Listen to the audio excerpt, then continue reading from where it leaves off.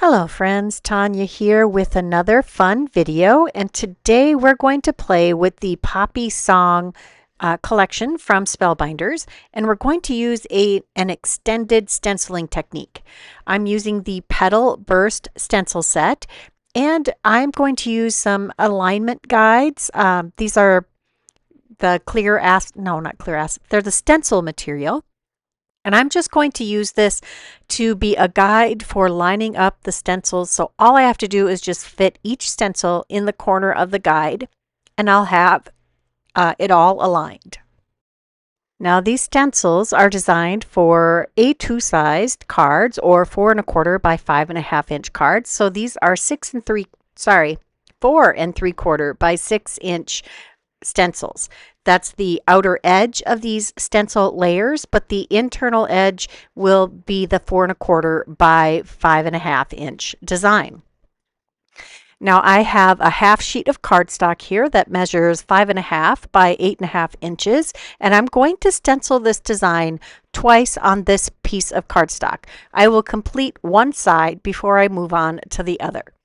I'm going for a rainbow look here, so I'm using 3 primary-ish colors to create my design because they overlap and create a nice rainbow of colors. June is Pride Month, and you're going to see a whole lot more rainbows from me the next month or so because I really love rainbows, and I really love to show my support for the LGBTQIA plus community. Can you say that fast? I cannot. I am going to move on to stencil number 2. Now you can do these in whatever order you like. It will still create your pattern. And I'm using Altenew inks here because there are 5 layers to this stencil, and 4 of them are the petals. The 5th layer is the centers for these flowers. And very conveniently, the Altenew ink color lines come in quads of colors. So I started with the lightest in each of these lines, and I'm moving up to a darker color for each layer. Actually, I think this is a 6-layer. It is. It's a 6-layer stencil set. So I think I ended up using the darkest color twice, I think is how I did it. There are some curled up petals that you do the little tiny edges on, and I think I used the darkest color on the 2 layers of the stencils that do that particular element of the flowers. You can see there's lots of overlapping of the colors, and it's creating some very unique colors and some added extra interest. Now you can just use one color for each of these stencil layers, and you'll still have a beautiful color with all of it. And I am using 3 different color quads here. The blues are the deep blue seas. The pink is cherry blossom, and the yellow is the pocket full of sunshine. These are, I think the deep blue sea is one of the newer colors. They've slowly developed their line of colors over several years, and last year they added several new quads, and I love them all. I am definitely a gotta have it all girly, especially when it comes to colors and ink pads. I really love having a large variety of colors to choose from. Now I do use the Citrus Punch quad. I just use the darkest color from that, and that is the raw amber. Raw amber, or I think it's raw amber. And that's kind of a greeny gold color, yellowy gold, greeny gold, somewhere in there. Now I started with the lightest colors, and now I think we're on to layer 4, which would be the first layer of the first stencil of the curled up petals. I am not being super careful about keeping exactly in the same areas. I do like there to be a little bit of overlap and some variety in the color creations. and I think it really makes the different petals stand out. I love this. I love this so much that I created 2 5x7 cards using this stencil technique with totally different looks. We're getting that nice deep, I think this one's called Starlight. The deep blue sea colors are Sea Breeze, Turquoise, Tide Blue, and Starlight. And it is such a lovely blue color. And the Pocket Full of Sunshine, that is, it frequently sells out. It is a great lemon yellow series of colors. The first color, the lightest, is a lovely one called Citrus Burst. Then it's Fresh Lemon, Maple Yellow, and Honey Drizzle. Gorgeous colors. And the pink is the Cherry Blossom. And let me see if I can get this right. It's Pink Diamond, Rubelite. Oh gosh, I'm going to have to pause and look. I was wrong. It's Pink Diamond, Pinkalicious, Rubelite, and Razzleberry. That's another beautiful collection of pink to red colors. Now we're going to do the centers, and that guide really is a game changer. You can use pieces. I've used masking tape as a guide also. It just makes it so much easier as long as you make sure your stencil orientation is the same. Now, if you were flipping this to do a reverse of the stenciling, you need to make sure that all of your stencils were facing in the same direction before you just blindly throw them into the corner of the guide. This is the raw amber, and it does create a lovely center for all of these beautiful little flowers. And look at that vibrant rainbow stenciling. This is both sides. I did mirror the stenciling on the second half. And now we're going to use the 5x7 Matting Basics Set B largest die. I think this die gets the most use of any in my craft space. And then we're also going to use the Ribbon and Trim. This is from the Classic Pooh collection from Spellbinders and Simple Stories. I cut this rickrack border with out of the glitter gold cardstock from the gold assortment of treasured cardstock. And I'm just going to use that to cover the seam between the two different sections of stenciling. And you would never know. It really helps it blend in quite nicely. Now that was the simplest way to cover up the seam on your stenciling when it isn't a repeat background. I love to extend my stencils. I would love even more if all of the stencils created were 6x9, therefore making it possible to do the stenciling on a half sheet of cardstock, and then you can choose what size you want to make your card. But that's just not the way it is. So we must extend. We're also going to use the layered Happy Birthday die set from the Essentially Yours collection. This came out in April, and these are gorgeous. Or did they come out in May? No, they came out in April. Some of them have more than one piece that cuts out for the sentiment, but a large part of it is connected. This one has one letter P, a letter Y, and the downstroke of the B that are separate. I die cut that from some, this is the metallic gold from the treasured cardstock gold assortment, and I'm adhering it to the pearl metallic from the onyx assortment of treasured cardstock.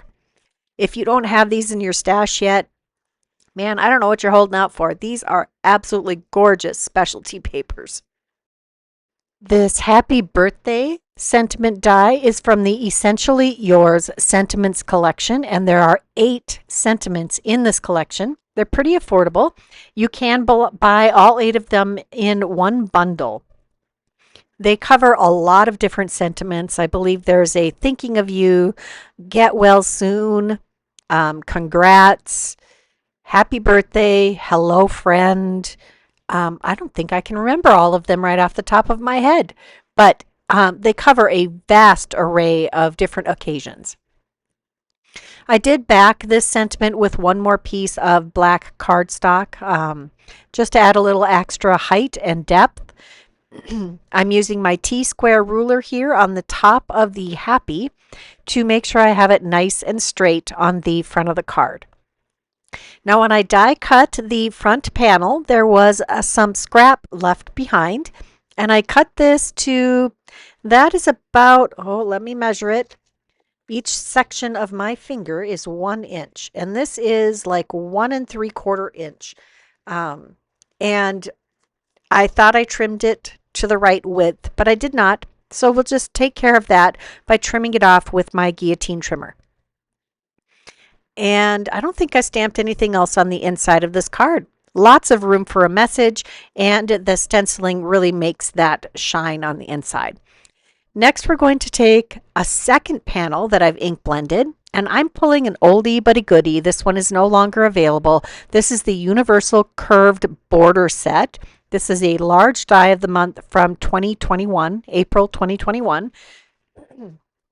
Just because it isn't available for sale anymore does not mean you have to never use it again. And I love these slimline border dies for creating cards of any size. There were lots of different border options, including that peekaboo die that just creates a pattern cut into the paper without cutting the edge. So I used 3 different dies there to get the effect I wanted. I backed all of this stenciled area with some extra scraps of cardstock. I did have to take a narrow scrap of cardstock and cut that border die, and then I just went along that and made it really skinny to add that extra stability on the narrow little section next to that fallout die part. Now I have added an extra scalloped border that is solid, and then for our last little piece that's going to peek out, we're going to use this Suds and Buds embossing folder here. It's a 3D embossing folder. I only want to emboss part of this cardstock, so I'm just going to cover the part that I want with that top D plate, and that is a little bit of partial embossing. You can get a half sheet of cardstock completely covered with one design, one of the 2 designs in that embossing folder, if you use partial embossing, like I showed there. So if you want your 5x7 card to be covered with those suds, then you could just insert your piece, only cover the suds portion of that embossing folder, turn it around and run it through again. Since it's not a directional pattern, it won't be very noticeable. Next, I pulled out the My Monthly Hero for this month, for May, and there is this beautiful Happy Birthday scripty layering die set. Absolutely stunning. I have gotten the My Monthly Hero forever. I get the super, the biggest of them. And we're also going to use the scripty sentiment stamp set on the inside of this card. So if you get the My Monthly Hero, here's an idea for you. If you don't, it is still available today when I looked. And I did link that in the description box below with that link that goes to a picture list and with clickable links for all of the products that I'm using today. I again cut this from some metallic gold cardstock from the Treasured Cardstock Assortment for gold, and I also used the pearl metallic white cardstock from the Antique Assortment of Treasured Cardstock. I did not lose my tittle. I have to be very careful not to lose those little pieces because I am often listening to a movie or a podcast while I am crafting, and I get so involved in the stories that sometimes I'm just cleaning a little wildly and I lose little things like the tittle of my eye.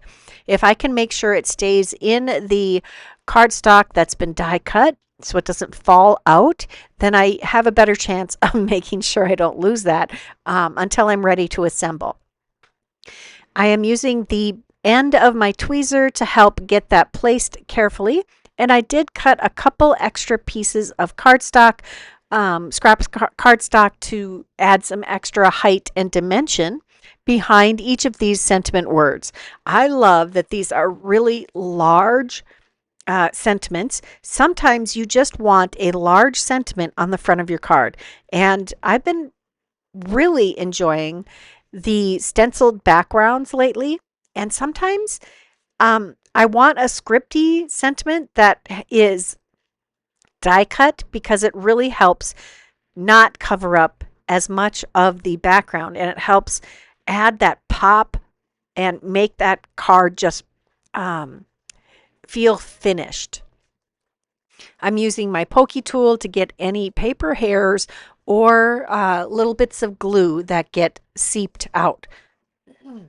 I have a forever war with paper hairs. I absolutely hate them. I think they really distract from the crisp edges on our die cut pieces. And I had been using the magic mats from scrapbook.com for a long time because, you know, you get tired of your acrylic plates getting warped and having to replace them a lot. And I do a ton of die cutting. Well, I think those magic mats make more paper hairs, and I also think that some of my older cardstock, a bunch of my Stampin' Up! Stuff, is more prone to the paper hairs. The stamp wheel cardstock, not stamp wheel. Stamp wheel is the stamping positioner. Color wheel cardstock doesn't seem to have as much problem with that. Here we're pulling in that scripty font from the this is from the Super My Monthly Hero. I don't remember what the name of that is. Let me pause. That is the Make-A-Wish Stampin' Cut from the May 2026 My Monthly Hero Super Hero. We're going to just nestle this sentiment right into that curve of our scrap of cardstock, which I again adhered to the inside of our card. And I'm using my Stamp Wheel 2.0, which has a side that you can remove, which is perfect for when I finish the inside of my 5x7 cards, because I never know how I'm going to finish it until I get there. Usually I get the front of the card finished, and then I figure out how I want to complete the card. I love how this turned out. I really had a lot of fun playing with that petal burst stencil. If you enjoyed this video, please give it a thumbs up. Subscribe if you haven't done that yet. Leave me a comment. I would love to hear your favorite parts of this card or whatever you'd like to share with me. Let me know if you are a My Monthly Hero subscriber. I will, in July, be starting to do a monthly video with the My Monthly Heroes.